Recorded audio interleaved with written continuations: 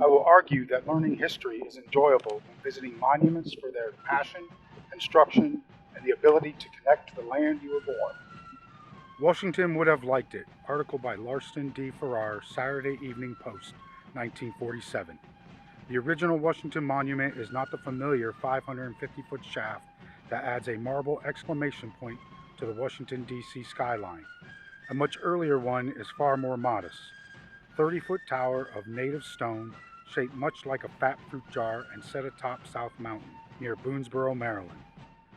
The citizens of Boonesboro put it there in 1827, almost 60 years before its better-known brother was built in the capital. Maryland's pride in the early history of this monument and its recent restoration is well justified. The original circular tower was built entirely with volunteer labor and dedicated to the memory of Washington on July 4, 1827.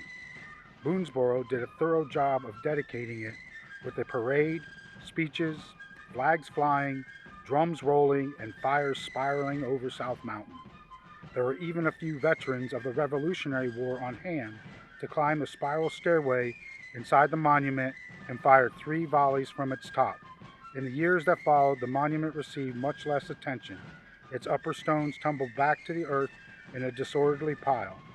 Sporadic efforts were made to restore it, but nothing was successful until the Washington County Historical Society deeded the ruin and the 10 acres surrounding it to the state of Maryland in 1934.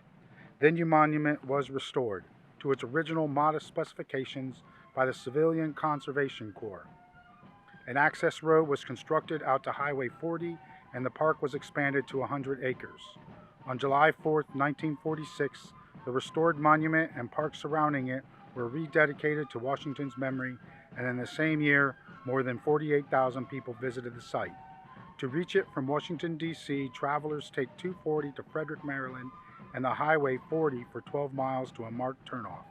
They are rewarded by seeing a simple, rugged memorial in a lovely rustic setting. Most visitors feel George Washington would have liked this earlier monument as much as the cloud-piercing shaft beside the Potomac. In 1775, we attacked the British at Boston. With farmers and shopkeepers, we drove them back into the Atlantic Ocean. Many had thought the Revolutionary War was done at that point, but they were sadly mistaken.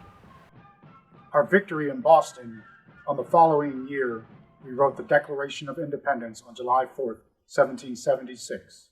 Soon after, the British returned with a sizable force and drove us back, where we suffered 4 defeats. Not long after that, we saw an opening in their lines at Trenton, and that they returned with a counterattack and attacked us and drove us back. But we repositioned and attacked in Princeton. With a night raid, we crossed the Delaware into the enemy's camp. In the next few years, we had suffered a series of losses, but the French Army and Navy joined us for the battles to come.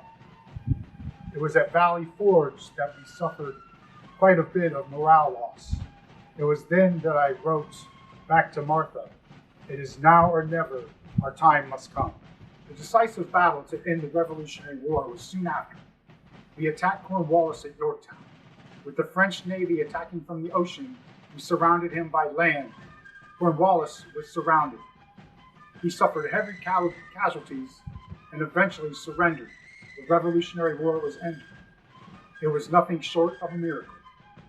After we had won, I retired to Mount Vernon, where soon after I served as the American president for 2 terms. Anything more, and I would have thought myself a tyrant. George Washington loved his monument, and you will too. If not, the Eric Church will crush you like a bug.